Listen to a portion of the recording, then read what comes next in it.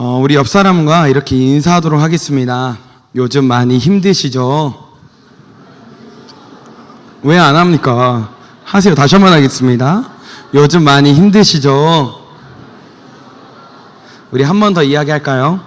우리에겐 하나님 아버지가 있습니다. 우리에게는 하나님 아버지가 있습니다. 예수님이 있습니다. 여러분, 방금 새가족 수료식 때 그랬잖아요. 우리 교회는 찬양이 유명한 줄 알았는데 청년들도 많더라. 우리 교회가 또 유명한 게 뭐가 있죠? 전도죠. 왜 대답을 안 하죠? 그런데 여러분 어디까지 전도해 보셨나요? 무당, 스님, 아니면은 주지 스님, 아니면 이슬람 교도, 이거 다 작년과 이번 연도에 우리 가운데 있었던 일이죠. 제가 작년에 있었던 일입니다. 작년 봄행축 때 있었던 일인데, 태신자를 품어야 되는데, 제가 이제 원래 여수에 살다가 서울에 와서 아무리 고민해봐도 전도할 사람이 없는 거예요. 이미 다 전도를 해가지고. 제 주변을 둘러봐도 예수 안 믿는 사람밖에 없어서 어떻게 하지 하다가 청년들이 태신자를 안 품는 거예요. 그래서 제가 그럴 때는 기도하고 믿음으로 하나님이 보여주신 대로 적어라 라고 했는데 제가 적을 사람이 없었던 상황 가운데 있었습니다. 그래서 하나님 도와주세요. 아무리 주위를 둘러봐도 태신자를 품을 사람이 없습니다 라고 하는데, 그래서 새벽 기도 때 힘써서 기도했던 적이 생각이 납니다. 그래서 제가 청년들에게 이야기했던 대로 하나님 태신자를 저에게 주세요. 예비된 사람을 발견할 수 있게 해주세요 라고 적었는데, 새벽 기도 끝나고 갈 때마다 저와 우연히 아파트 엘리베이터를 같이 탄 할머니가 한 분 계셨습니다. 어쩔 땐 기도가 잘 돼서 7시까지 기도하고 갈 때도 있었고, 어쩔 땐 좀 피곤하면 6시쯤에 갈 때도 있었는데, 그때마다 만나는 거예요. 그리고 그 다음부터 기도할 때마다 누가 생각이 나냐? 그 할머님이 생각이 나는 거예요. 하나님, 제가 이 할머니를 전도하기를 원하신다면 다시 이 할머니를 만나게 해주시고 이 할머니에게 복음을 전할 수 있게 해주세요 라고 기도를 했는데, 어느 날 만났어요. 근데 문제는 뭐냐? 스님 유니폼을 입고 오셨더라고요. 그래서 이건 아닌데 그리고 아무에게도 이야기하지 않고 조용히 태신자의 저가 보관하는 거 있잖아요. 거의 지웠어요. 그랬는데 기도할 때마다 생각나는 거예요. 이거 진짜 괴로운 일이에요. 기도할 때마다 생각이 나니까 하나님 저한테 왜 이러세요?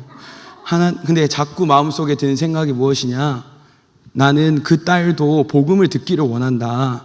너가 아니면 누가 전하겠냐라는 생각을 주셔서 또 아멘하고, 또 하나님 그러면 그 할머니 다시 만날 수 있게 해주세요라고 기도했는데, 여러분 아시죠? 그런 기도는 굉장히 빨리 응답된다는 거. 그날 바로 만났습니다. 그날 바로 만났고, 그래서 그분에게 스님 저에게 한 말씀만 주세요. 제가 식사 대접하겠습니다 라고 하면서 다가갔어요. 그리고 그 스님이 자기는 채식 위주의 식단을 해야 되기 때문에 식당을 정해줬습니다. 그래서 그 식당에 가서 이제 만나기로 하고 3일이 남았어요. 너무 떨리는 거예요. 청년들한테 이미 다 이야기해놨겠죠. 나 스님 전도로 간다, 기도해달라. 근데 전도하고 싶은 거예요. 이왕이면 성공하면 좋잖아요. 성공하고 싶어요. 자꾸 욕심이 끼어들길래 도저히 안 되겠다. 그래서 여기 2열 제일 끝자리에 가서 막 기도한 거예요. 하나님, 내 힘으로 안 되는 거 내가 너무 잘 알고 있습니다. 성령 하나님 저와 함께 하여 주시고 저의 입술을 주장하여 주사 그 스님도 예수 믿고 구원받게 해주세요 라고 하면서 3시간 동안 기도하고, 이제 복장을 이제 저 목사 안수 받았을 때 새 양복 딱 꺼내서 입고, 그 다음에 빨간색 넥타이, 흰색 와이셔츠 딱 차고 새 구두 신고 딱 갔습니다. 갔는데 그분도 쫙 빼입고 오셨어요. 그래서 스님과 목사가 같이 다니는 굉장히 보기 드문 광경이 펼쳐졌죠. 그리고 일부 순서로 그분의 이야기를 들었어요. 내가 한 말씀 해달라고 했기 때문에 식사를 하면서 이야기를 들었는데, 어떤 이야기를 해주셨냐? 저희 목사님들은 구약은 히브리어, 신약은 헬라어 이런 걸 배우는데 스님들은 어떤 언어를 배운대요. 무슨 언어인지 잊어버렸어요. 그래서 막 그 언어를 배웠던 힘든 시기, 일본 유학의 시기, 그 다음에 인도에서 유학했던 그런 이야기를 저에게 해주셨습니다. 너무 지루했어요. 관심도 없었고, 그래서 끝나기만을 기다리고 2부 순서로 넘어가서 이제 제가 이제 커밍아웃을 했죠. 저는 한성교회 청년부 담당 목사입니다 라고 하니까 표정이 어땠을까요? 굉장히 좋지 않았겠죠. 그래서 제가 계속 이제 복음을 전했어요. 예수님은 진짜 있어요, 하나님은 진짜 살아계셔요 라고 이야기하니까 듣는 척도 안 해요. 저의 일부의 모습이 그러지 않았을까라는 걱정이 될 정도로 전혀 관심 없는 상태였는데, 제가 이제 너무 답답해서 이야기를 했어요. 스님, 목사가 스님 전도하기 쉬운 줄 아세요? 저도 이 자리에 오고 싶지 않았어요. 그런데 기도할 때마다 하나님께서 스님을 생각나게 하시는 거예요 라고 하면서 이제 갑자기 그 스님이 이야기를 해주시는 거예요. 나도 20대 때까지 여의도 순복음교회 다녔다. 우리 아버지도 부산대 교수였는데 우리 아버지도 예수를 믿었던 사람이었다. 그런데 나도 그럴 만한 상황이 있어서, 상처받은 사정이 있어서 내가 교회를 끊고 불교로 가게 됐다. 그리고 불교에서 생각을 잊을 수 있는 기회를 제공해 준다고 하길래 불교로 갔다라고 저에게 이야기를 해주셨어요. 그래서 제가 호칭을 바꿨죠. 전도하는데 스님 하니까 이상하더라고요. 그래서 자매님이라고 바꿨는데, 자매님께서 언제 정확히 여의도 순복음교회를 떠난지는 모르겠지만 하나님은, 예수님은 여전히 자매님 포기하지 않으셨습니다. 그래서 저 새벽 기도할 때마다, 밤에 기도할 때마다 스님이 생각납니다. 그래 복음 전하지 않고 도망가려고 할 때마다 자꾸 생각이 나고 떠오릅니다 라고 하니까 갑자기 그 스님의 눈물이 글썽거렸어요. 그래서 이 사람도 예수를 알긴 아는구나, 믿을 수도 있겠다라는 희망을 봤는데, 그 희망을 보고 나서 양천 구청 지하철 타는 데까지 쫓아가서 커피 한 잔만 더 하면 안 될까요? 한 번만 좀 더 만나주시면 안 될까요? 라고 했는데 완전 거절하고, 다음에 기회 되면 갈게요, 제가 주일에 불교대학이 있어가지고 못 갈 것 같습니다 라는 이야기를 했는데, 우리는 스님도 와도 됩니다 라고 하면서 전도했던 일화가 있습니다. 그런데 갑자기 이런 생각이 들었습니다.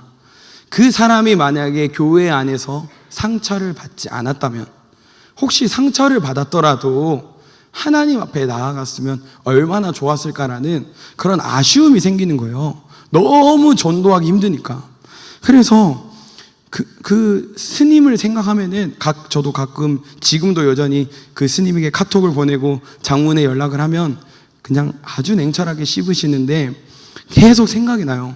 그래서 기도도 하고 카톡도 보내고 있는데, 스님이 만약에 정말로 예수를 믿었을까라는 고민도 들었고요. 만약에 믿었다면 지금 돌아와야 된다라는 거 알면서 안 돌아오고 있나? 뭐 이런 고민까지도 했습니다. 만약에 여러분이 여기 스님처럼 교회 안에서 감당할 수 없는 상처를 받았다면, 관계적인 어려움, 나 이 사람하고는 도저히 신앙생활 못하겠다, 이런 상처를 받았다면 여러분은 어떻게 하시겠습니까? 그래서 세상에 이런 말이 있잖아요. 사람은 고쳐 쓰는 것이 아니다. 3살 버릇 80까지 간다. 제 버릇 개 못 준다. 뭐 이런 이야기가 있어서 그 의미는 무엇이냐? 사람은 절대 계몽하고 교화하는 것이 소용이 없다, 불가능하다라는 세상에 그런 흐름이 있습니다. 저도 알고 있습니다. 사람 바뀌는 게 얼마나 어려운 일이고 거의 불가능에 가깝다는 것. 하지만 제 믿음은 무엇이냐? 하나님은 하실 수 있다. 아멘입니까? 하나님은 하실 수 있습니다. 하나님이 왜 아들을, 예수를 이 땅에 보내셨을까요? 바뀌라고, 예수 닮으라고 우리를 이곳에 보내주신 줄 믿습니다. 그러면 세상이 말한 것처럼 사람은 바뀔 수 없으니, 세상은 이렇게 이야기를 해요. 사람은 바뀔 수 없어요. 사람은 안 바뀐다니까. 그래서 행복해지기 위해서 나에게 맞는 사람들을 찾아다니고 나와 맞지 않으면 손절해라 라고 이야기를 합니다. 그게 맞을까요? 우리는 세상의 방법대로 사는 사람이 아니라 하나님의 방법대로 살아야 되는 줄 믿습니다. 손절이 답이 아니라 하나님께 기도하고, 하나님 그 사람을 바꿔주세요, 그 사람을 변화시켜 주세요라는 기도도 중요하지만 먼저 나 자신을 되돌아보고 정말 하나님께 나아가는 것이 필요합니다. 다윗이라는 사람도 마찬가지입니다. 만약에 상처받아서 교회를 못 간다고 하면 다윗이라는 사람이 교회에서 제일 먼저 나가야 돼요. 다윗이라는 사람은 성경에 드물게 10대 시절부터 70대까지 인생 전체가 파노라마처럼 자세히 소개된 성경에 드물게 나온 사람입니다. 다윗의 인생을 보면 어떤 생각이 드냐면 인생 참 어렵다. 인생 참 걱정된다라는 생각이 들 정도로 다윗의 인생은 어떻게 보면 처참했고 어떻게 보면 너무 스펙타클했다라고 이야기할 수 있습니다. 이스라엘의 대선지자 사무엘이 갑자기 베들레헴 이새의 집, 즉 다윗의 집에 갑니다. 다윗의 집에 가서 문을 똑똑 하는 순간 그 사람도 얼마나 놀랐을까요?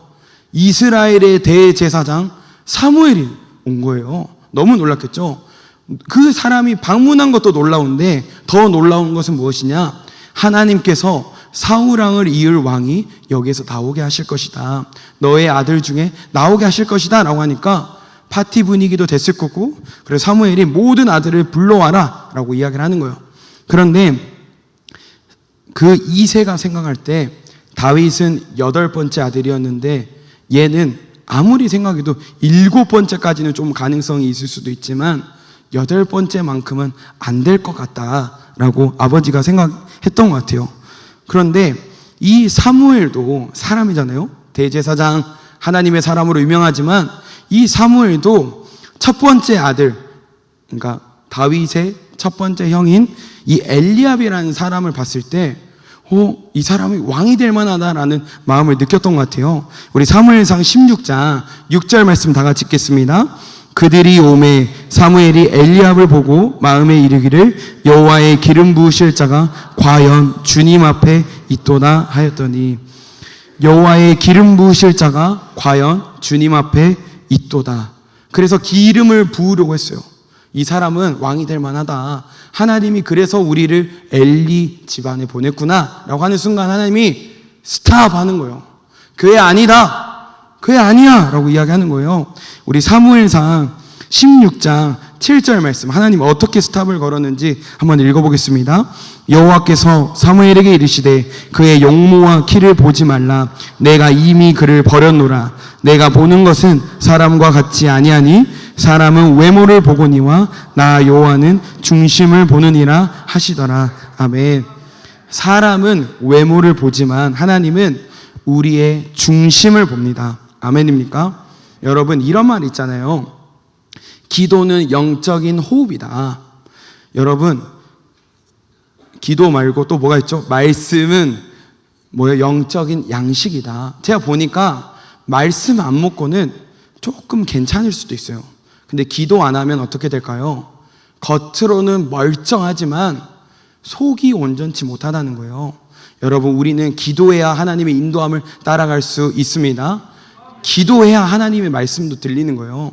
하나님이 우리를 이 자리에 불러주신 이유는 내가 너와 대화하고 싶다. 내가 너와 관계를 맺고 싶다. 기도해라. 힘든 일이 있으면 다른 곳 찾아가지 말고 나에게 와서 기도해라 라고 말하시기 위해 우리를 이 자리에 불러주신 줄 믿습니다. 그래서 사무엘이 한 명 한 명 만나는 거예요. 첫째 엘리압, 노우, 둘째 노우, 7번째까지 갔어요. 7번째까지 갔는데 없는 거예요. 거기 아들 7명 데려왔는데 7명이 다 없을 때 사무엘이 그러는 거예요. 하나님께서 나를 이곳 베들레헴 너희 집까지 부르신 이유는 이곳에서 왕이 난다고 했는데 첫 번째부터 7째 아니다고 한다. 너 아들이 이게 전부냐? 라고 이야기하니까 엘리가 어떻게 이야기하냐? 우리 사무엘상 16장 11절 말씀 다 같이 읽겠습니다. 또 사무엘이 이새에게 이르되 내 아들들이 다 여기 있느냐? 이새가 이르되 아직 막내가 남았는데 그는 양을 지키나이다. 사무엘이 이새에게 이르되 사람을 보내어 그를 데려오라. 그가 여기 오기까지는 우리가 식사 자리에 앉지 아니하겠노라. 내 아들들이 다 여기에 있느냐라고 질문합니다. 그랬을 때 아버지, 다윗의 아버지 이새가 뭐라고 하냐?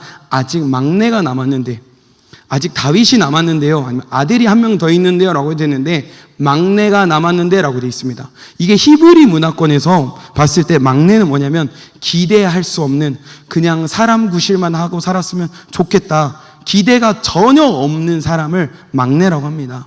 그런데 여러분, 지금 왕이 된다고 대제사장이 왔어요.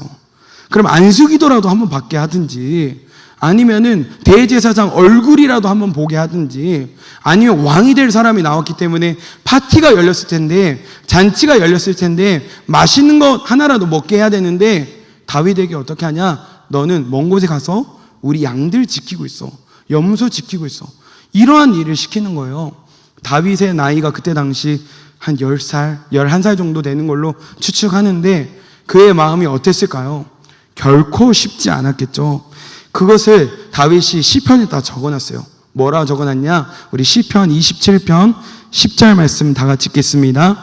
내 부모는 나를 버렸으나 여호와는 나를 영접하시리이다.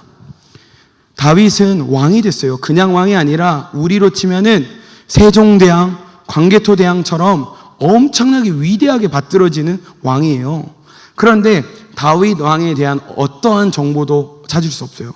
그래서 많은 사람들이 다윗 왕의 어머니가 아마 첩이었든지 뭔가 문제가 있었을 것이다, 그래서 부끄러워서 어쩌면 다윗을 데려오지 않았을 수도 있다라고 이야기하지만, 다윗에게는 어쩌면 이 혈통상의 문제가 있었을 수도 있어요. 추측이지만. 그런데 문제는 뭐냐? 어머니, 아버지도 다윗을 사람 취급하지 않았을 수 있다. 그래서 버렸다라는 표현을 썼죠. 근데 다윗은 어떠한 마음이 있었냐? 엄마, 아빠가 버리면 누가 보호해 주겠어요? 엄마, 아빠, 어느 누구도 나를 돌아보지 않지만 나에게는 여호와 하나님이 있습니다. 나는 여호와 하나님이 있습니다. 여호와 하나님이 나를 만나 주실 것이고 여호와 하나님이 나를 영접하시리이다 라는 믿음이 있었어요. 그래서 그 초원에서 홀로 외로울 때 하나님께 기도하고 하나님께 찬양 올려드리며 하나님을 따라가고 있었을 거예요.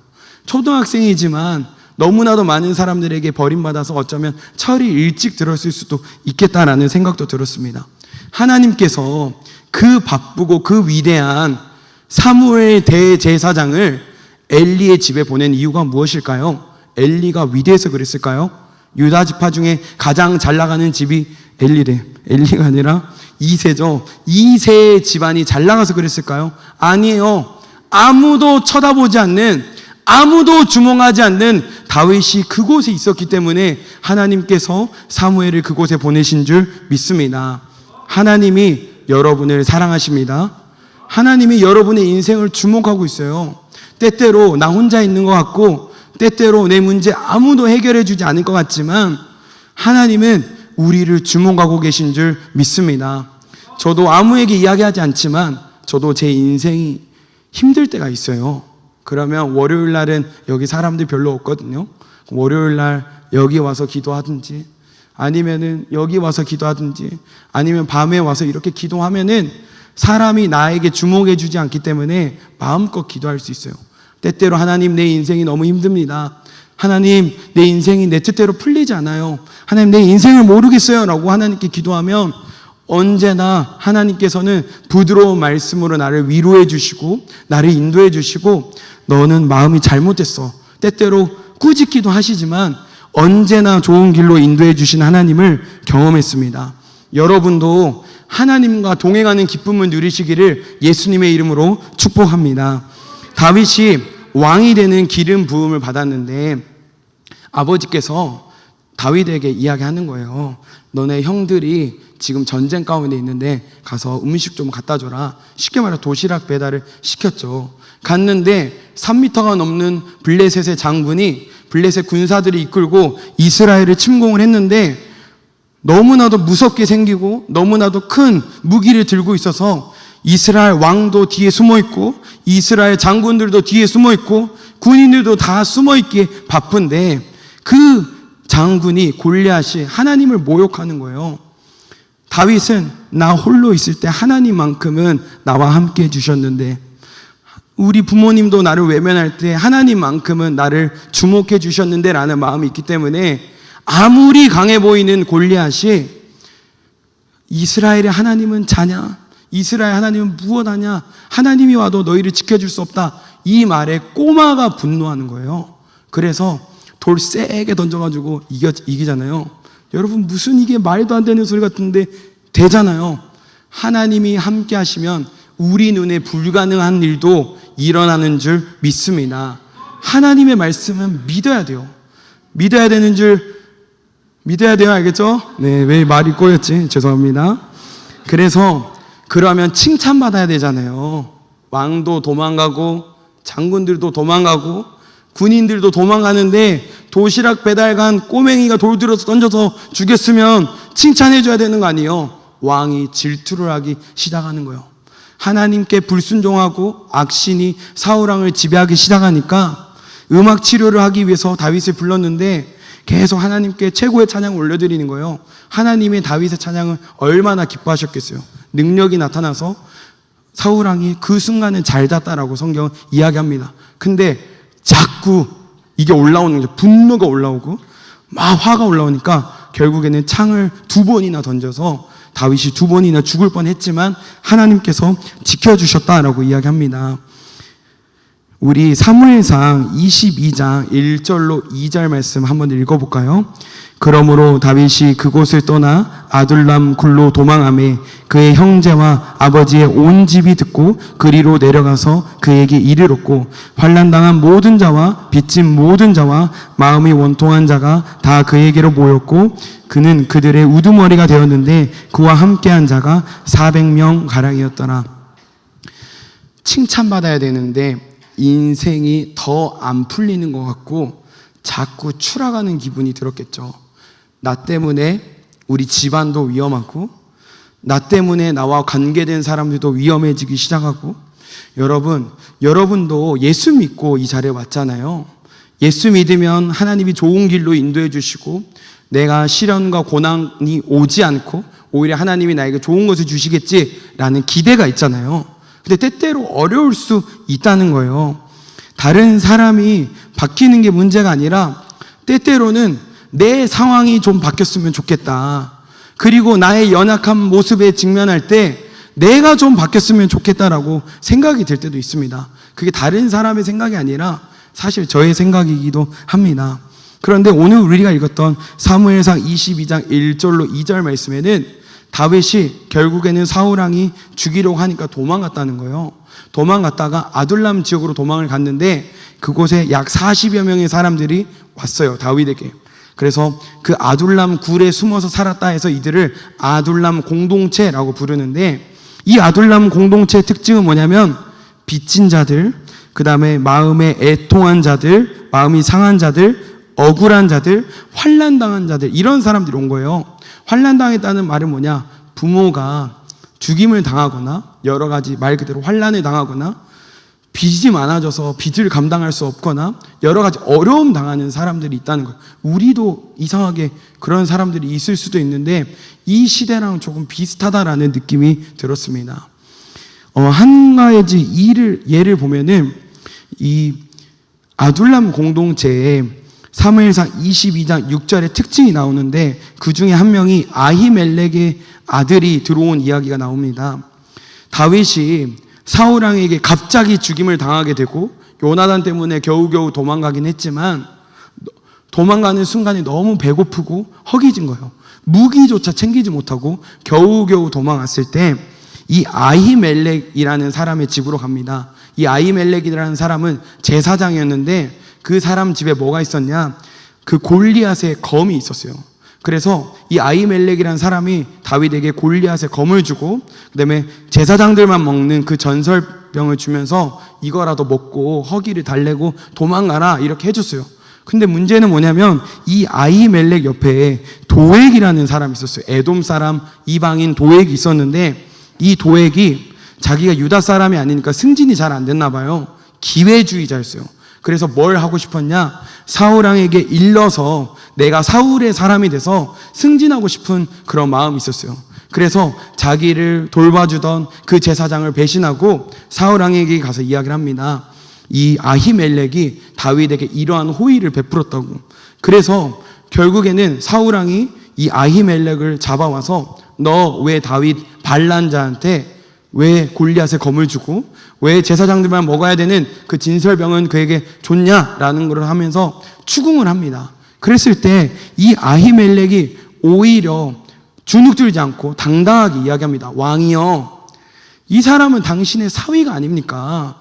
그리고 이 사람에게 반란의 증자가 어디가 있고 이 사람이 못한 게 어디가 있어서 이렇게 죽이려고 하십니까? 이 사람은 당신에게 충정된 사람이고 이 사람은 하나님께 쓰임받고 있는 사람입니다 라고 이야기하니까 갑자기 사울왕이 분노가 치밀어 오르면서 누구 이 아히멜렉을 죽일 사람 없냐, 아히멜렉을 죽여라 라고 하는데 이 사람은 제사장이잖아요.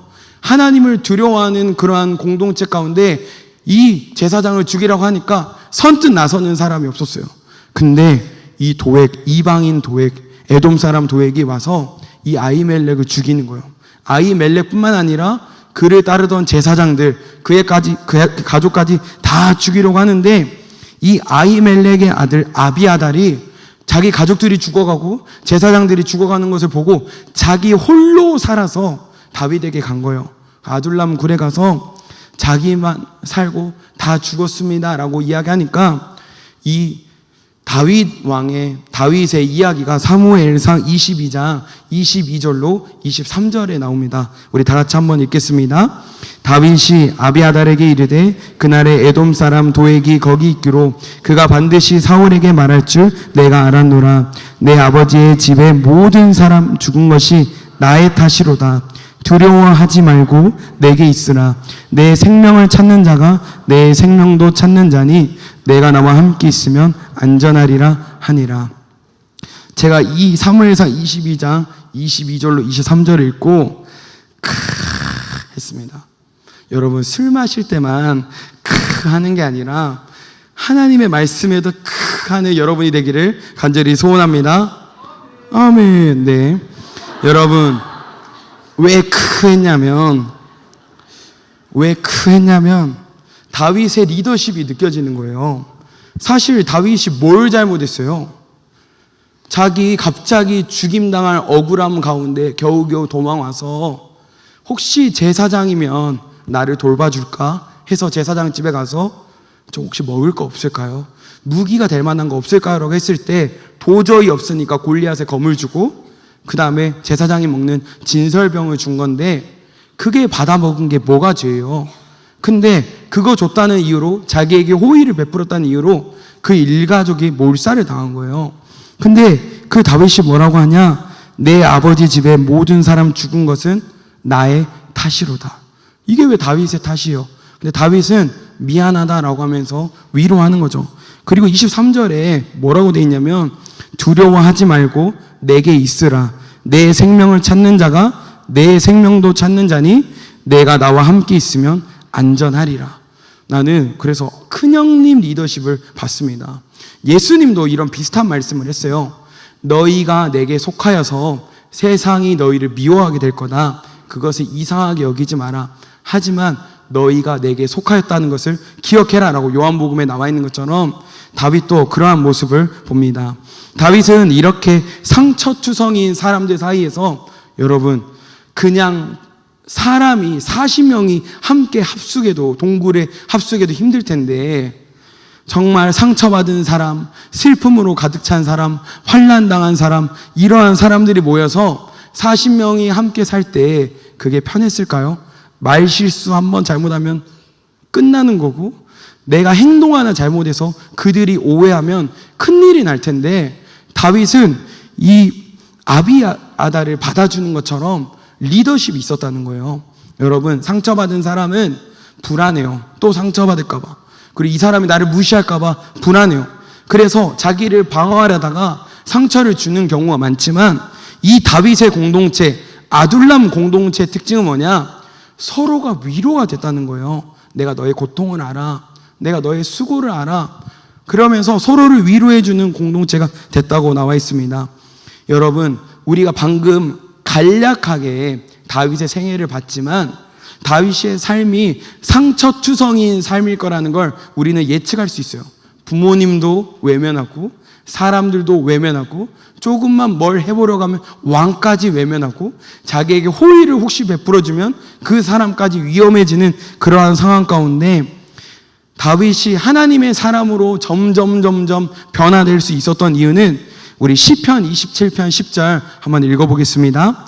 내 부모는 나를 버렸으나 여호와는 나를 영접하시리이다. 사람들은 나의 의지가 못 되고 나를 끝까지 사랑해 주지 못하지만 하나님은 나를 끝까지 사랑해 주신다. 하나님만큼은 나를 버리시지 않는다라는 그 믿음이 다윗에게 있었기 때문에 다윗이 그 상처투성인 사람들과 살면서도 오히려 그들을 위로하고 자기도 위로받은 사람이 될 수 있다라고 성경은 이야기하고 있습니다. 사실 이 아둘람 공동체가 15년 정도 지속이 됐는데 이 아둘람 굴에서만 산 시기가 10년 정도 돼요. 그래서 초기에 썼던 시편이 시편 142편이고 끝부분에 썼던 시편이 시편 57편입니다. 그러면 첫 부분에 다윗이 시편 142편 4절 말씀을 어떻게 썼는지 우리 한번 다 같이 읽겠습니다. 오른쪽을 살펴보소서. 나를 아는 이도 없고 나의 피난처도 없고 내 영혼을 돌보는 이도 없나이다.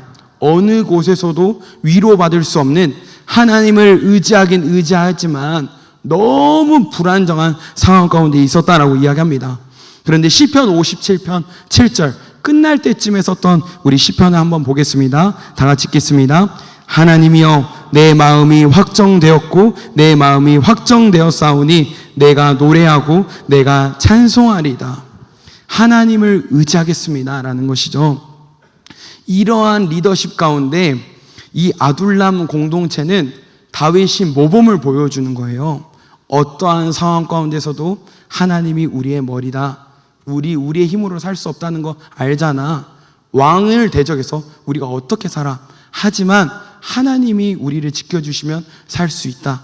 하나님이 우리와 함께 하시니 우리가 하나님을 실망시키지 말고 하나님 붙들고 하나님만 바라보고 나아가자라는 마음이 이 아둘람 공동체에 있었어요. 그러면 성경은 도대체 왜 이 아둘람 공동체를 주목하느냐? 그 이유는 무엇이냐? 사실 블레셋이란 나라가 이 이스라엘 옆에 아주 자그마한 나라예요. 그래서 서울 정도밖에 안 되는 아주 작은 나라인데 이 이스라엘이란 나라는 그래도 강원도보다도 커요. 그러면은 큰 나라가 인구도 많고 당연히 블레셋이란 나라를 이겨야 되는데 자꾸 지는 거예요. 결국엔 사울왕이 어느 나라에 패해서 졌냐? 블레셋에 의해서 죽임을 당하게 됩니다. 그리고 이 사울왕이 죽고 나서 다윗의 왕조가 세워졌을 때 사울 왕조의 특징은 뭐냐? 각 지파에서 잘 나가는 엘리트들을 뽑아서 그 왕조를 유지를 했어요. 그러면 여러분 엘리트들을 뽑았다면 그때 당시에 최고의 교육을 받았을 거고 혈통도 좋았을 거고 영리한 사람들 뽑았을 거 아니에요. 근데 그 옆에 작은 블레셋도 못 이겼다고요. 그런데 이 다윗은 누구를 영입했냐? 이 아둘람 공동체를 그대로 데려온 거예요. 그들은 15년 동안 도망 다니기 바빴고요. 그들은 교육다운 교육을 못 받았고 가정도 어쩌면 파탄나서 빚에 파탄났든지 환난을 만났든지 정말 그들의 사회 속에서 살 수 없는 지경이 돼서 아둘람 공동체로 온 사람들인데 교육다운 교육도 못 받았지만 어떤 교육을 받았냐? 다윗을 통해 하나님을 경외하는 교육을 받았습니다. 그랬을 때 어떻게 됐을까요? 다윗 왕조가 세워지고 이스라엘과 블레셋이 딱 싸우려고 했을 때 어떻게 됐을까요? 블레셋이 바로 깨갱하는 거예요. 싸움다운 싸움 한번 해보지 못하고 우리 목숨만 살려줘. 내가 너희의 용병이 되어줄게. 내가 너희들의 종이 될게. 우리를 사용해서 전쟁하게 안 될까라고 하면서 그들이 굽신거리고 들어오는 것을 볼 수 있습니다. 여러분, 우리의 삶이 때때로 너무 버겁고 힘겹고 앞이 보이지 않을 때가 있습니다. 성경의 처음 시작은 미약해 하였으나 너의 끝은 창대하리라 라는 말이 있는 것도 있지만 이들은 기대할 수 없는 절망과 좌절, 미약한 수준이 아니라 오히려 마이너스, 정말 절망 중에 절망이 이 아둘람 공동체의 시작이었지만 하나님께서 함께 해주셨을 때 가장 위대하게 쓰임받는 나라를 일으키고 이집트도 조공을 내고 바벨론과 페르시아의 뿌리가 되는 나라들도 조공을 바치는 어마어마한 나라가 되었다라고 성경은 이야기하고 있습니다. 여러분, 우리가 이 세상을 바라보고 사람을 의지하고 살 때는 내 삶에 소망이 없는 것 같아서 좌절이 될 때가 있습니다. 하지만 하나님을 경외하고 하나님을 바라보고 하나님의 인도함을 따라가면 오늘보다 내일이, 올해보다 내년이 상황과 환경을 뛰어넘어 하나님이 주목하시고 하나님이 인도하시기 때문에 우리의 삶에 기대가 있는 줄 믿습니다. 우리 말씀을 정리하겠습니다. 예레미야 29장 11절로 14절 말씀 한번 읽겠습니다. 여호와의 말씀이니라. 너희를 향한 나의 생각을 내가 아나니 평안이요 재앙이 아니니라. 너희에게 미래와 희망을 주는 것이니라. 너희가 내게 부르짖으며 내게 와서 기도하면 내가 너희들의 기도를 들을 것이요 너희가 온 마음으로 나를 구하면 나를 찾을 것이요 나를 만나리라. 이것은 여호와의 말씀이니라. 내가 너희들의 생각이 있다.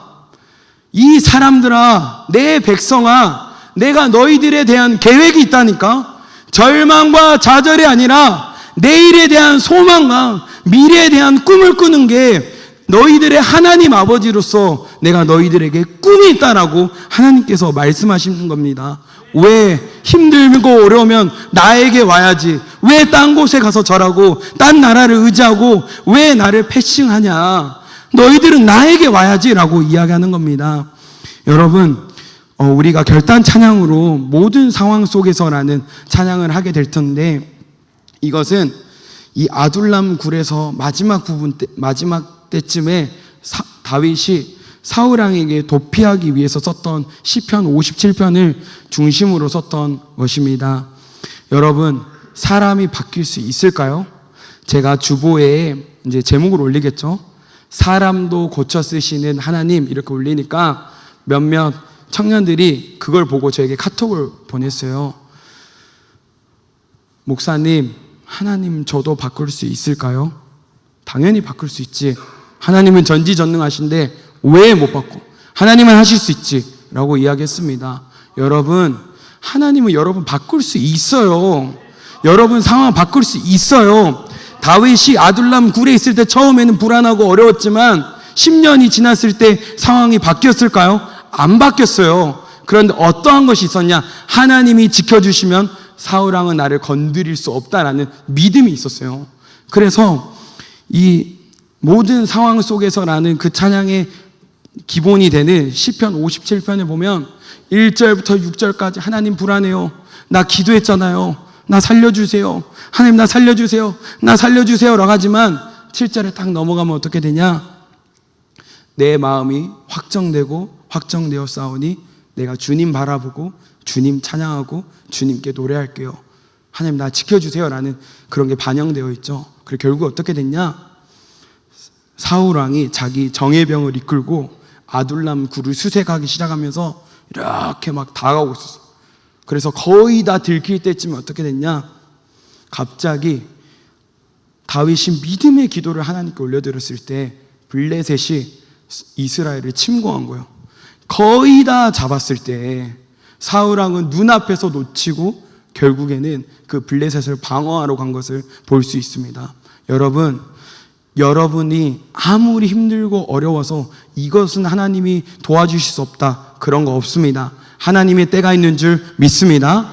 여러분, 하나님을 의지해서 하나님과 함께한 이야기가 여러분의 삶 속에 있기를 간절히 소원합니다.